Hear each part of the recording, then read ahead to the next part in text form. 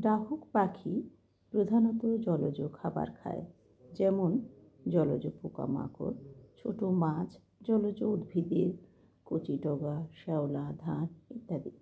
পোষা ডাহুক চাল বা ভাতও খেতে পারে। ডাহুক পাখি এক প্রকার জলজ পাখি, যা সাধারণত জলাশয়, পুকুর বা নদীর ধারে দেখা যায়। এটি একটি লড়াকু পাখি, যা প্রজননকালে অন্য পুরুষ ডাহুককে দেখলে লড়াই করতে দেখা যায়।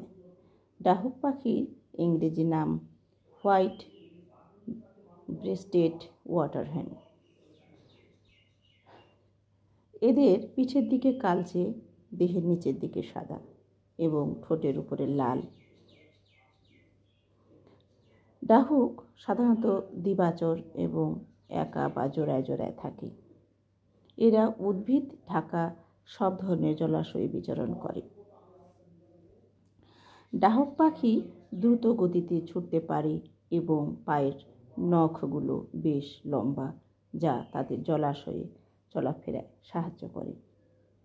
প্রজননকাল জুন থেকে সেপ্টেম্বর মাস পর্যন্ত। ডিমের রং ফিকে হলুদ বা গোলাপি মেশানো সাদা। ডাহুক পাখি ভারত, বাংলাদেশে দেখা যায় এবং এটি আমাদের দেশের সুলভ আবাসিক পাখি। ডাহুক পাখির নামকরণের কিছু বিষয়।